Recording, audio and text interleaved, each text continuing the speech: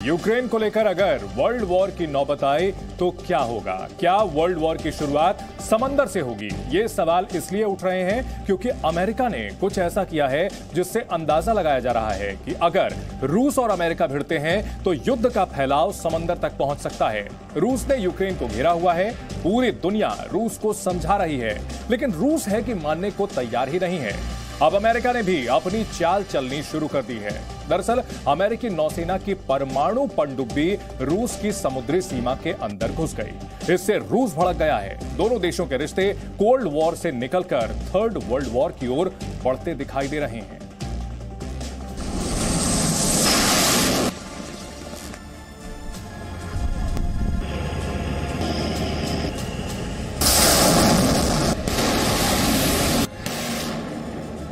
वक्त बहुत कम है।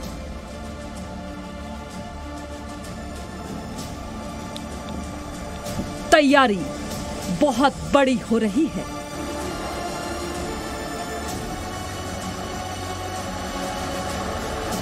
आमने सामने हैं दो महाशक्तियां।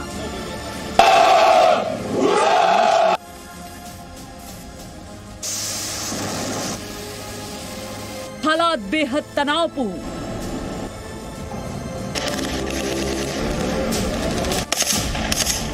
बाइडेन पुतिन की बातचीत बेनतीजा।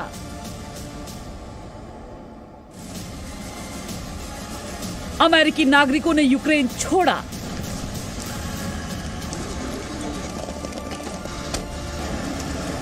अब है परमाणु जंग की तैयारी और शुरुआत क्या समंदर से होगी?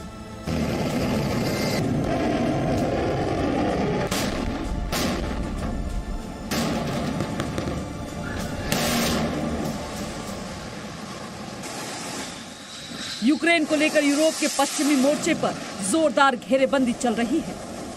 रूस ने यूक्रेन को घेरा हुआ है। रूस कभी भी यूक्रेन पर हमला कर सकता है।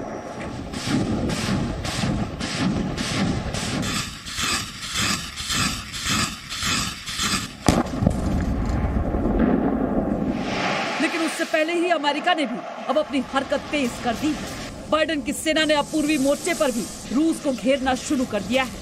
अमेरिका की नौसेना की परमाणु पनडुब्बी रूस की समुद्री सीमा में घुस गई है। रूस के रक्षा मंत्रालय ने दावा किया है कि अमेरिका की वर्जीनिया क्लास की परमाणु पनडुब्बी उसके जल क्षेत्र में घुस गई। जब रूसी युद्धपोत ने अमेरिकी पनडुब्बी से सतह पर आने को कहा तो उसने आदेश को नजरअंदाज कर दिया।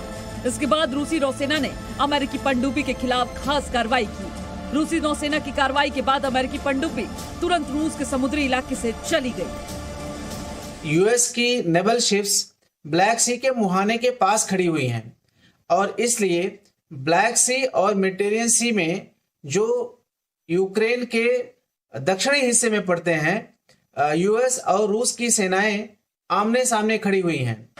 अभी 2 दिन पहले ही रूस के राष्ट्रपति पुतिन ने धमकी दी थी कि अगर यूक्रेन को नाटो में शामिल किया गया तो युद्ध ऐसा वैसा नहीं, परमाणु युद्ध होगा।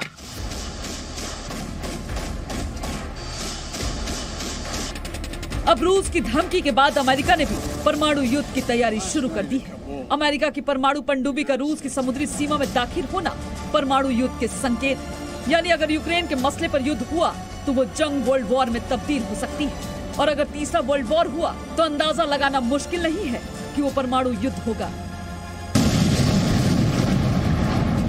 रूस के मुताबिक अमेरिकी पनडुब्बी की ये घुसपैठ कुरिल द्वीप समूह के पास हुई, जो जापान के पास मौजूद है। रूसी नौसेना इसी इलाके में इन दिनों सैन्य अभ्यास कर रही है। इस द्वीप पर दूसरे विश्व युद्ध के बाद रूस ने कब्जा कर लिया था, लेकिन जापान इस पर अपना दावा करता है। अमेरिका अपनी वर्जीनिया क्लास सबमरीन का इस्तेमाल ज्यादातर एंटी सबमरीन युद्ध और खुफिया जानकारी इकट्ठा करने के लिए करता है। इन नेवल शिप्स में न्यूक्लियर प्रहार करने की भी क्षमता है और बैलिस्टिक मिसाइल सिस्टम को दागने के लिए और उनसे बचाव करने के लिए भी साधन मौजूद हैं। और अगर युद्ध हुआ तो यूएस और नाटो की यह कोशिश कि वो यूक्रेन के लिए सीधा युद्ध में शामिल नहीं होंगे, फिर भी यह नवल युद्ध के रूप में बदल सकता है। हालांकि अमेरिका ने रूस के आरोपों से साफ इनकार किया है। अमेरिकी सेना के प्रवक्ता कैप्टन काइल रेंस ने कहा है कि रूस के दावों में कोई सच्चाई नहीं है। अमेरिका की परमाणु सबमरीन रूस की सीमा में नहीं घुसी थी। मैं अपनी पनडुब्बी के सटीक जगह पर कोई टिप्पणी नहीं करना चाहता हूं। हम अंतर्राष्ट्रीय जल सीमाओं के नियमों का पालन करते हैं। लेकिन रूस ने अमेरिका की सफाई को खारिज कर दिया। इस घटना से भड़के रूस ने अमेरिका के रक्षा ढांचे को तलब किया और इस हरकत के लिए चेतावनी दी। यानी टेंशन हाई है। दोनों तरफ से युद्ध की भरपूर तैयारी की जा रही है। अभी बयानों के वार और पलटवार हो रहे हैं। रूस एक कदम उठाता है तो अमेरिका 2 कदम बढ़कर तैयारी कर रहा है। अमेरिका ने हजारों सैनिकों को पोलैंड और रूस से सटे नाटो देशों में तैनात कर दिया है। कभी भी कुछ भी हो सकता है। ब्यूरो रिपोर्ट, जी मीडिया।